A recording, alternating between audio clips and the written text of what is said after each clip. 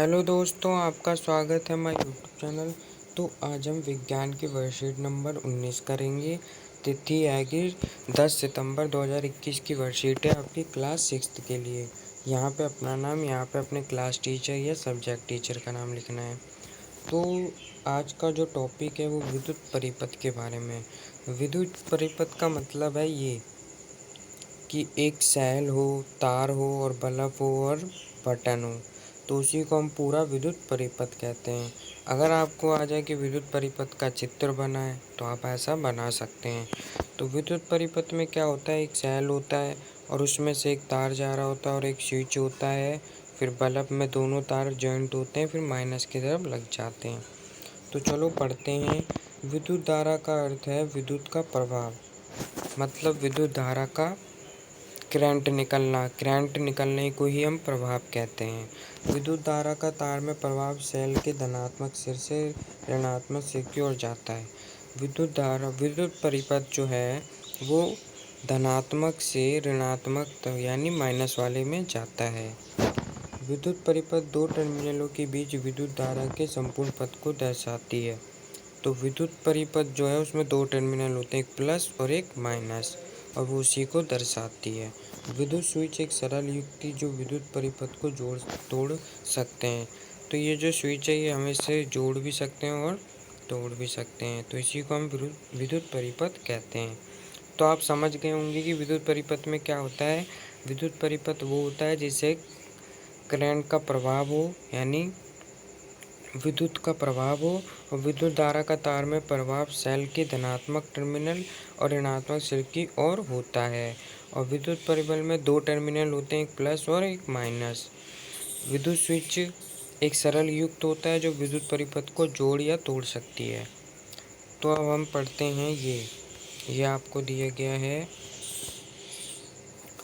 विद्युत चालक क्या है? वह पदार्थ जो अपने अंदर से विद्युत धारा का प्रभाव होने देते हैं, जैसे चांदी, सोना, तांबा, स्टील, समुद्री। तो ये ऐसे पदार्थ हैं जो अपने अंदर से विद्युत को प्रभाव करने देते हैं। और विद्युत रोधक वह पदार्थ हैं जो अंदर से विद्युत धारा को प्रभाव नहीं होने देते, जैसे रबड़, गिलास, तेल, हीरा, सूखी लकड़ी। तो ये सब आपने कभी देखा होगा कि बिजली वाला जब आता है तो वो अपने हाथों में रबड़ के क्या पहनता है, ग्लव्स, नीचे चप्पल होती है, और जैसे किसी को करंट लग जाता है तो हम लकड़ी से उसे छुटाते हैं। तो ऐसे चीज़ हम क्यों पहनते हैं? क्योंकि इनमें विद्युत धारा प्रवाहित नहीं होती। तो आपको क्वेश्चन भी आ सकता है कि विद्युत चालक क्या हैं, तो आप बता सकते हैं चांदी, सोना, और विद्युत रोधक रबड़, गिलास। तो आप समझ गए होंगे।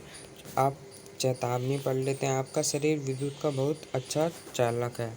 ये अतः विद्युत उपकरणों का उपयोग करते समय हमें सावधानी बरतनी चाहिए। जो हमारा शरीर है वो विद्युत का चालक है, यानी हमारे जैसे कोई तार खुली पड़ी है तो हम उसे छुएंगे तो हमें करंट लगेगा, इसीलिए हमें रबड़ की चप्पल पहननी चाहिए जो पृथ्वी के साथ जो परिपथ है वो बने ना, और हमें करंट लगे ना। तो चलो अब क्वेश्चन कर लेते हैं। क्वेश्चन क्या बोल रहा है? पहला क्वेश्चन आपको दिया है कि निम्नलिखित वस्तुओं को विद्युत रोधक और विद्युत चालक में विभाजित कीजिए। मतलब जो विद्युत को प्रभाव करते हैं और जो विद्युत को प्रभाव नहीं करते। तो जैसे पेन है, पेन प्लास्टिक का होगा तो विद्युत रोधक में आएगा। कंघी है, ये भी विद्युत रोधक। रबड़, ये भी विद्युत रोधक में आएगा। और चालक वाले क्या है? कील, सेफ्टी पिन, ऐसे ही। तो चलो इसका आंसर करते हैं। तो पहले में मैंने आंसर लिख दिया है, तो आप कर लेना। विद्युत रोधक कौन कौन से? पेन, कंघी, रबड़, चौक और नोटबुक। और विद्युत के चालक चाबी, कील, सेफ्टी पिन। ये विद्युत चालक और विद्युत रोधक आपको पता ही है। अब क्वेश्चन नंबर 2 करते हैं। विद्युत धारा वाली नंगी तार छूने से झटका लगता है, इस कथन के अनुसार क्या आप बता सकते हैं कि हमारा शरीर विद्युत रोधक है या विद्युत का चालक? तो जो हमारा शरीर है वो विद्युत का चालक है। अगर नंगी तार को हम छुएंगे तो हमें करंट लगेगा। अब पढ़ते हैं क्वेश्चन नंबर 3। दिए गए विद्युत परिपथ में क्या बल्ब जलेगा? क्यों और क्यों नहीं?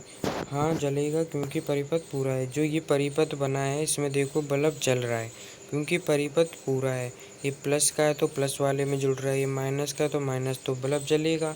अगर प्लस वाला माइनस में जा रहा होता और माइनस वाला प्लस में तो नहीं जलता।